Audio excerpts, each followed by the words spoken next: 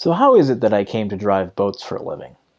How did I go from working in a normal 9 to 5 office job to working on the water? Well, let me tell you a story.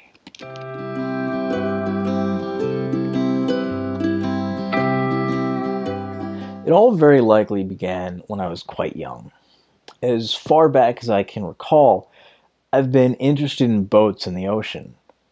What kid isn't captivated by stories of adventure in the sea, tales of pirates and mermaids and fantastical sea creatures that may or may not exist? Growing up, my father had a small tri-hulled powerboat. We would run it on the nearby waterways, mainly the local lake, and we'd even take it with us on vacation to Cape Cod during the summer. It was on this boat that I learned much of the foundations of operating a vessel on the water, including how much of a pain in the ass a boat could be. To my younger self, though, this boat might as well have been a large ship. My imagination certainly made it out to be. As I grew older, I gained experience on the water beyond this 17-foot powerboat and became exposed to all sorts of different watercraft, including sailboats and rowing shells. Especially rowing shells. So many rowing shells.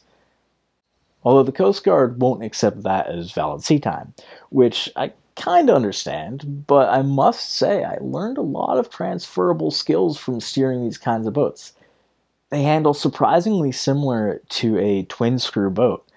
That's a boat with two propellers for all you landlubbers out there.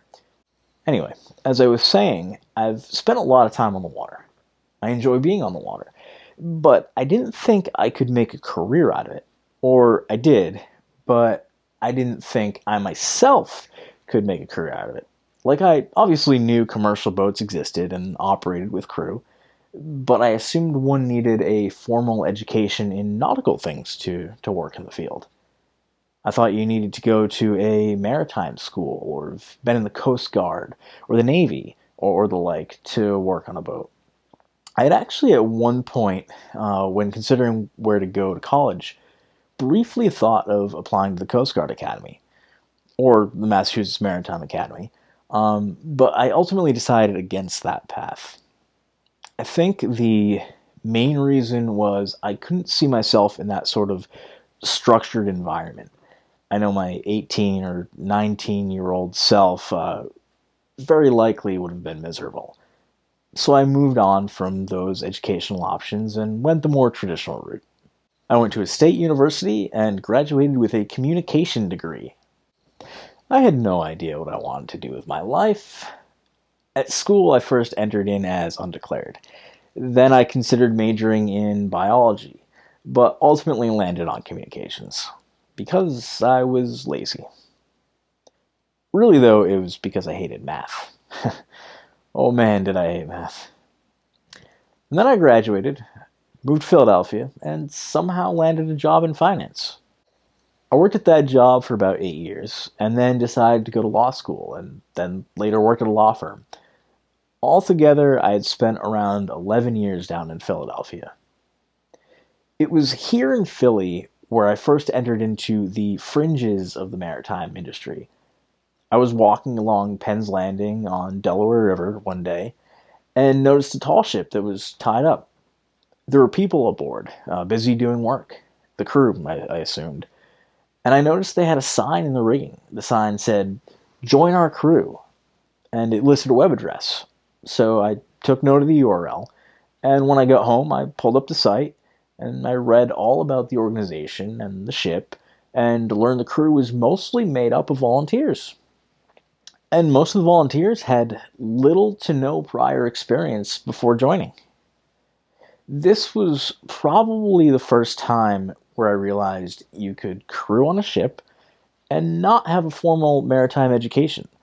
So one thing led to another, and I ended up joining the crew as a volunteer. But that's not where this story ends, and that isn't what led me to obtain my merchant mariner credential. At the time, though, I had no intention of being a captain or any sort of licensed mariner. I was living in Philadelphia, volunteering as crew on this tall ship, and working at a law firm during the week. As I said before, At this point, I had lived in Philadelphia for over a decade, and I found myself at a sort of crossroads. I had the thought that if I didn't move back north to New England, I probably never would. Not that that would have been a bad thing, but I had things pulling me home. The catalyst, though, was my father getting sick. I couldn't shake the feeling that if I didn't return home, I'd probably regret it. So, I ended up quitting my job at the law firm and moved north with no plan and nothing lined up. Really stupid idea. Finding employment in the Boston area was extremely frustrating. So much so that while being annoyed with the process, I had the thought that I volunteer working as crew on boats. What if I could get paid to do what I'm doing for free? What if I could make a career out of it? I went on the job search site Indeed and typed in deckhand and maritime to see what would come up. To my surprise, it actually returned some results. I decided to apply to one of the postings, and one thing led to another, and next thing I knew, I began working full time on a boat. And so far, I haven't looked back.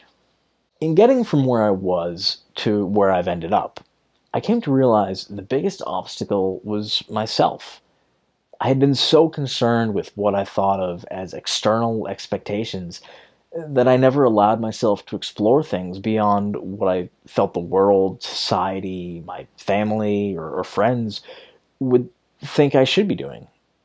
It wasn't until after I made that leap that I realized it wasn't real, and those expectations never existed to begin with.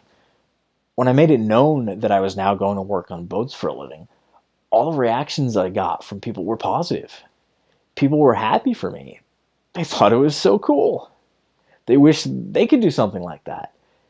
My favorite responses, though, were the ones who knew me would say things like, "Yeah, that makes sense."